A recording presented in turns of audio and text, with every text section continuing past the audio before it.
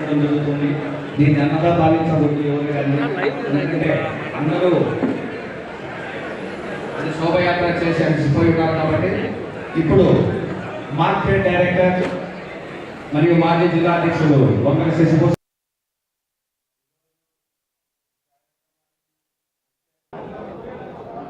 వారు ఆంధ్రప్రదేశ్ పర్యటన మొదలు పెడుతూ ముఖ్యంగా మన దేవదేవుడు వెంకటేశ్వర స్వామి తొలి గడప గడపని కూర్చోవాలి 5 నిమిషాలు కూర్చోవాలి. అసలు 10 నిమిషాలు చెప్పండి. రాష్ట్రంలో యువోత్సవం దాకా రాష్ట్ర అధ్యక్షుడు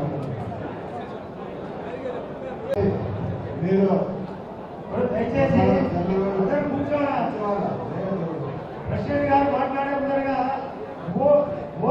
జిల్లా నుంచి తన మొట్టమొదటి పర్యటన మొదలుపెట్టడాన్ని భారతీయ జనతా పార్టీ కడప నుంచి మేము మనస్ఫూర్తిగా స్వాగతిస్తూ మన నాయకత్వం బలోపేతం కాదు. భారతీయ జనతా పార్టీ ఆంధ్రప్రదేశ్లో బలోపేతం మాధవ్ గారి నాయకత్వంలో ప్రాంతం తేడా లేకుండా పుణ్యంగా లేకపోతే ఉత్తరాంగ తేడా లేకుండా అన్ని చోట్ల హృదయపూర్వక నమస్కారాలు తెలియజేస్తున్నాను. భారత్ మాతాకి, భారత్ మాతాకి, భారత్ మాతాకి. అది టీడీపీ వాళ్ళందరూ కూడా మనందరినీ మెచ్చుకోవడం కూడా జరిగింది. కానీ ప్రభుత్వం వచ్చిన తర్వాత మన ఆదినారాయణ గారు చెప్పినట్టు చాలా అవస్థలు పడుతూ ఉన్నాం. అంటే పిల్లవారి పరిస్థితి వాళ్ళ సొంతంగా వాళ్ళ వ్యాపకాల్లో వాళ్ళు ఉన్నారు. అదేవిధంగా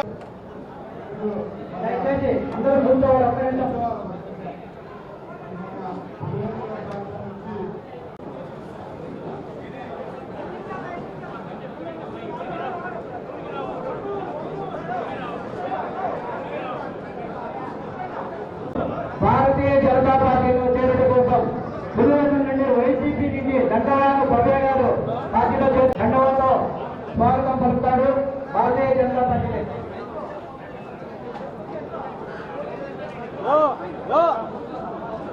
అలాగే చక్రాయపేట మండలం నుంచి మన పార్టీలో చేరుతున్నారు. చక్రాయపేట రామచంద్రారెడ్డి గారి ఆధ్వర్యంలో రామచంద్ర గారు, అలాగే చక్రాయపేట మండలం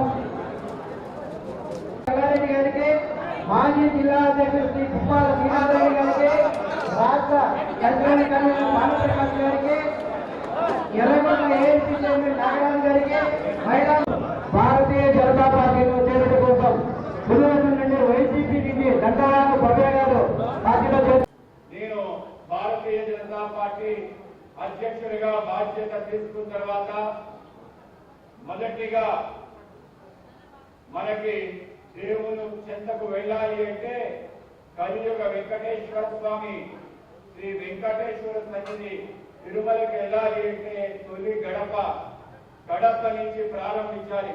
కేవలం అదే కాదు, దక్షిణాది ప్రాంతం నుంచి కాశీపురానికి వెళ్ళాలి అంటే ఈ గడప దాటి వెళ్ళాలి. ఉత్తరాది నుంచి రామేశ్వరం రావాలి అంటే ఈ గడప దాటి రావాలి. ఆ విధంగా 3 ప్రాంతాల నుంచి ఎవరైనా మిగతా ప్రాంతాలకు వెళ్ళాలంటే ఈ గడప తొక్కాల్సిన అవసరం ఉంది.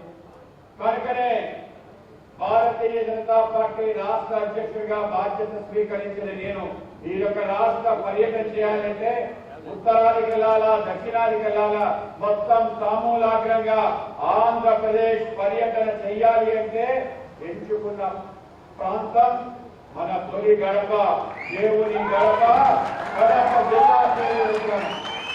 మన కడప జిల్లా రాజకీయానికే కాదు, మన తెలుగు భాషకి ఈరోజు ప్రాచీన హోదాకి రావడానికి కారణమైందని తొలి తెలుగు శాసనం మన ప్రాంతంలోనే దక్కి మన భాషకి అత్యున్నత స్థానం, క్లాసికల్ లాంగ్వేజ్ స్టేటస్ దేశంలో వచ్చిన 3 భాషల్లో తెలుగు భాష రావడానికి కడప జిల్లా కారణం.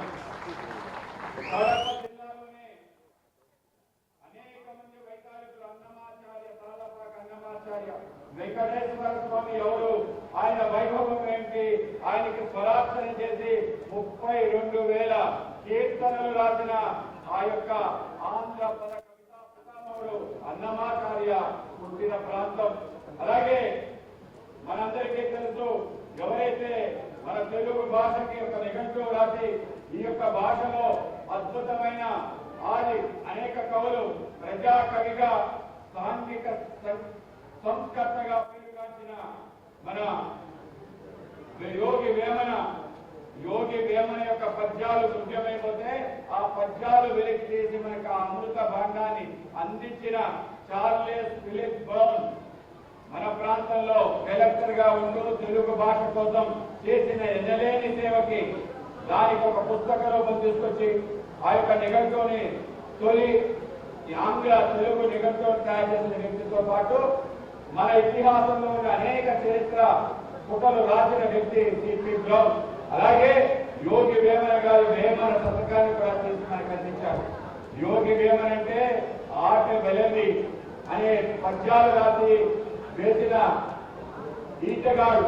అలాగే ఏదైతే శాంతత భావాల్ని తొలగించిన ఒక సాంఘిక సంస్కర్త అటువంటి యోగి వేమన మన ప్రాంతం వాడే.